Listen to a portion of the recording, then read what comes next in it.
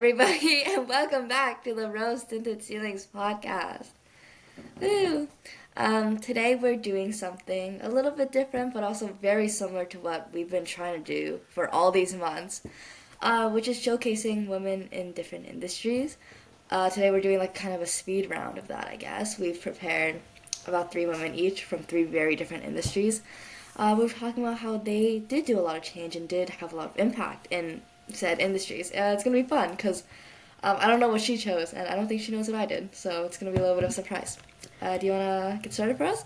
Yeah, feminism is so diverse, and I love that we're talking about this. Mm-hmm. And my first person is actually in trades, and her name is Rosie the Riveter. Ooh. Now, you have definitely seen a picture of this girl before. She is iconic. All right, she is that picture of that red bandana girl, Oh. and it says like "We can do it," and she's flexing her She's a muscle real because she's person. just that cool. I know, I was surprised too, right? Um, yeah, if for those people who don't know, it's from World War II and it has a picture of a woman who's flexing her muscles. And she is one of the first women in trades. Now, actually, we don't know who she is for sure. So researchers suspect different women in trades from different industries, and they're trying to track down who is this woman with the red bandana. So we don't know for sure, but she's a symbol, right? That's what's important. So at the time, women were joining the workforce, and those skills increased the productivity of the US. And it was kind of a symbol of wartime courage for women who've never seen women in the workplace before. But unfortunately, after World War II, women were laid off from industrial forms disproportionately.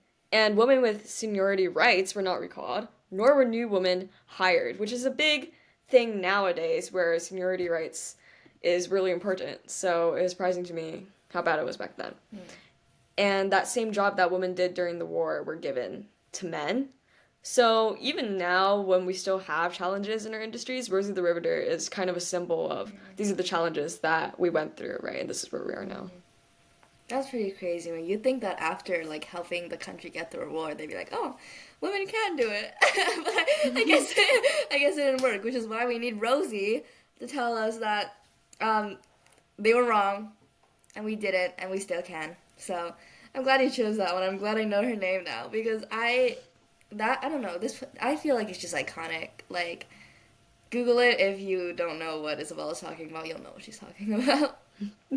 um, the person I chose is. Did you say Rosie was British or American? American. American. I thought so. So the next person I have is kind of across the ocean. We're in Great Britain now. I have Yvonne. I'm not really sure on the exact pronunciation, but her second name is Middleton, but she just goes by Yvonne, which should tell you how iconic she is if you're just going by your first name, right? Even Madame Yvonne at times, which should give you an idea of how cool she was. She was a portraitist and colorist, which means that she took a bunch of photos and with color. And at the time, people did not take photos with color. So she was actually the first person ever in Great Britain to exhibit color portraits, which is kind of wild because Great Britain's Oh. kind of big and they kind of were doing a lot in the 1920s. But it was a woman who was the first person to exhibit color portraits, which is really cool to me. So in 1921, she became the first woman to lecture even at the Professional Photographers Association. That's the 20s. She's not just being there, she's lecturing there, which is just something mind blowing to consider, right? And she wasn't just a photographer, she was also a giant advocate for women's suffrage, very involved in the Women's Social and Political Union, which was like a wing of the suffrage movement from like the 1909. Because she remembers thinking at age 17, I must earn my own living. To be independent was the greatest thing in life. Which is so incredible to think that women, even in the 1920s, or again, she's still fighting for suffrage. It hasn't really been achieved yet. She's still thinking, like, I want to make my own living, and I want to be able to fend for myself.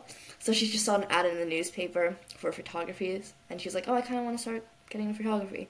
She was only slightly professionally trained, and then she kind of went off on her own, started her own studio, and is now one of the most impactful people in photography. Oh my gosh, I think that's so awesome. I didn't know the first person to do that in Britain was a woman. That's so cool. And photography is also such a cool field, right? I don't think about it a lot, but now that you mention it, it's so timeless, right? It's Mhm. just this piece in history that anybody can view, and it just brings so Mhm. much new perspective, which is what Yeah. feminism is about too. I found out about this because Miu Miu did a campaign recently, I think, where they like mimicked a lot of her photography as like a kind of like a tribute, which I just thought that was really cool. That's awesome. Um, Okay, yeah, my next person brings us way back to the 1840s. Wow. Her name is Elizabeth Blackwell. She's one of the first female physicians in history. So in 1847, she applied for medical school at Geneva College, and she was admitted, but it was meant as a joke. All of the professors were in on it. They were like, "Oh, it'd just be really funny if we admitted her, 'cause she's a woman. That Isn't that woman. funny?" Girl. So when she was in that school, she was shunned as a bad woman and basically isolated in the place that she was admitted to. Hmm. But she didn't let that stop her. She worked really hard and she earned the respect of those professors and showing that she was good at what she does. And she graduated in 1849, top of her class despite all the Damn! barriers she faced. In 1851, she opened a small clinic for underserved women. So she still was close to her roots, close to what she was fighting for, even though she saw how hard it is to be in that position. She emphasized preventative care, which I thought was really cool because that is such a big theme today. And it only became a big theme recently, too, that we want to take preventative measures rather than treating it once it shows up, especially in mental health. So I thought that was amazing. She worked at a lot of women clinics, and in 1868, she opened a medical college in NYC, and she also founded the National Health Society. That is so cool. Sorry, that's like to be able to gain the respect of the people who were so close-minded that they only want you there as a joke. That goes to show just how crazy smart and dedicated she was. Topper of her class. That's you know what? And the 1800s too. That's so impressive. I'm so glad I found out about it today. That's so cool. Um, yeah, wow. Next person I have is also kind of in the STEM field, but she was more of a scientist, a chemist. Um, I don't know the exact words for it, but her name was Rosalind Franklin, and she was a British chemist and X-ray crystallographer. Um, Not sure what that means, but the basis of it is that she was able to take photos of different chemistry related things, and because of her photos, she was able to help people understand the structures of DNA, RNA, different viruses, coal, and graphite. Giant list. She's probably the most known for her Photo 51. That's the title. You probably have to learn about it in science or something. Basically, it photographed the double helix structure of DNA, which is pretty wild to think that something you have to learn about in almost every science class ever. It was photographed by a woman. A woman like discovered the structure. Pretty wild. But her dad and a lot of people in her life really discouraged her from going to science. So her dad was like actively discouraging her to go to like a school for science. He was actively like feeling, maybe that's not a great role for a woman. Her supervisor at Cambridge called her stubborn and difficult to supervise, and therefore offered her like little support. And then some of the people she worked with, like chemists, uh, her niece quoted saying that this guy named Watson said that she wasn't very feminine and suggested that she didn't have enough respect for authority. So despite her accomplishments, photographing DNA for the first showing the showcase of DNA for the first time, she's still not respected by her coworkers. Crazy.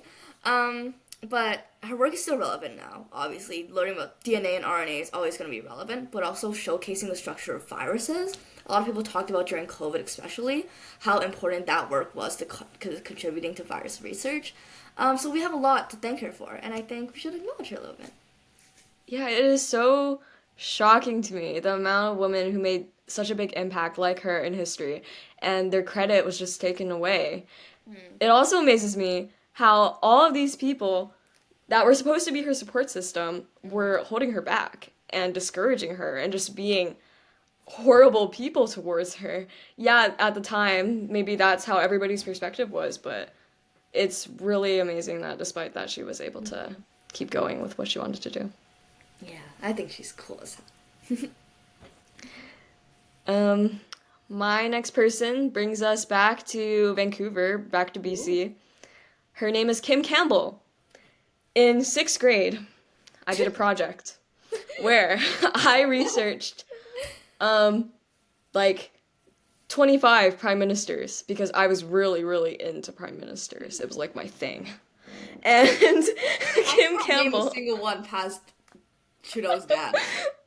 Oh, well, you're gonna learn today. Kim Campbell, she only served for 4 months. 4 months is very, very, very short. And 4 months is almost no time to make a difference. So at the time when I was doing this project in 6th grade, I was like, okay, she was the only female prime minister in history. Of course, she only served for 4 months. But then she really didn't have an impact, did she? But now we're gonna prove that wrong. Okay, so from the beginning. So she was a social credit MOA, and social credit was the party at the time, and she was repping Vancouver Point Grey. So in 1988, there was a conflict with the BC social credit premier. His name was Bill Vader, and Bill Vader was pro-life, and he believed that abortion should be banned. Now, Kim Campbell is very principled, and she fought this. She fought this all she could, and she even resigned her seat from the Social Credit Party, and that is a really hard seat to get as a woman. So already we see how principled she is. After that, she immediately joined the Progressive Conservative Party. That's a party that doesn't exist today. It merged with the Canadian Alliance to get the Conservative Party we have now.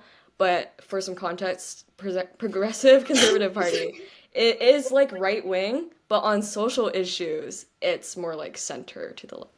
But we're not going to get into that. So that's just for context. So in 1990, she became Canada's first female justice minister and Canada's first female attorney general. So what did she do with this? Well, she put more protection in cases of rape and sexual assault. So she actually did a lot even before she was prime minister. In 1993, she became the first female minister of national defense and the first minister of veteran affairs. That is a big role for a woman back then. Even now, like. Yeah, even now. At the time, the representative for the Progressive Conservative Party, his name is Brian Mulroney. He had a 12% approval rate. That is one of the lowest approval rates that any prime minister has ever had in history. So she swooped in. She was like, "Oh, you have a low approval rate. Well, what about me? I'm gonna have a high approval rate." And she had a 51% approval rate when she was running for prime minister, which is very, very high. But the party suffered in those 4 months. There was the recession, there was bad media around her, and eventually there was a great loss. So she still continued to advocate for women, even though she lost that seat. She became a professor, and she advocated for public policy. So she even kept going after the bad media hit. We could do a whole episode on how media treats women, but that's a different story for a different day, for a different episode. Not today. I just want to say that I don't think it's a coincidence that Bill Vader shares the same last name as the villain from Star Wars.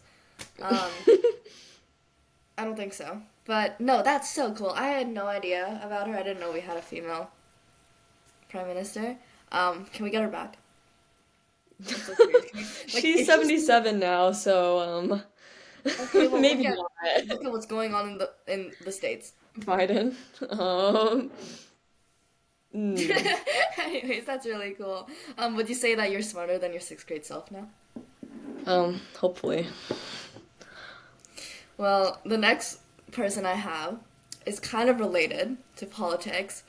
If you think like capitalism, because we're going to be talking about Elizabeth McGee, who was a board game designer. This is an industry we haven't touched on. Board game design. So basically, in 1904, well, 1902, she patented it in 1904, but she created a game called The Landlord's Game. there's a go square. You travel along, you pay your taxes. You don't want to land on squares of other people. But you gotta pay them. If it sounds familiar, it's A little bit. Monopoly. She created the predecessor to Monopoly, and you may not know that because while Monopoly is a billions of dollar franchise, um, she didn't get most of that credit, even though she basically made the whole little system of going around and paying your taxes. But what's interesting is she was a suffragette and did fight for workers' rights and invented the landlord's game to teach about class consciousness and criticize landlords, which I thought was really cool. Because if you look at Monopoly, you can kind of see where that's coming from. But nowadays, it's just like, oh, look, this guy with his top hat, look how funny he is. And it's less about, like, the original intention, right? But she made that with that intention in mind and workers' rights in mind, which I think is really neat. And also, at the time she received this patent, women couldn't vote yet. The women couldn't vote. Oh, wow. Getting a patent was even harder. She patented this game.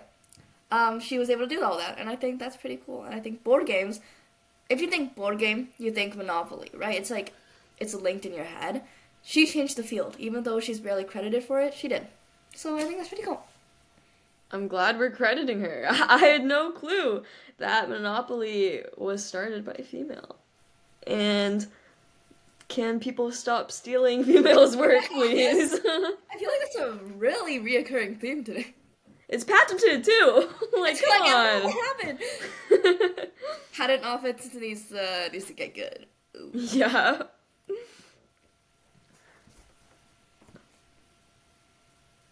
Is that everything we had? Yeah. That's awesome. Waiting for you to go on. Well, let's draw some similarities. I think all those women were really cool. And well, the main point of this episode was to kind of link how women aren't just like they don't have to just like be in industries, right? That's not what feminism is. It's just kind of like, oh, women can do the thing too. They can do the thing and they can do it really well. And they can do it almost just as good and better than other people. They can do all the things that we talked about today. So, and that's in almost every industry. So basically, there's always a spot for you. That's the lesson of today.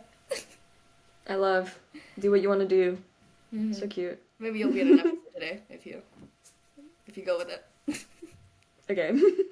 Okay, thanks for listening, guys. Come back next week. Bye.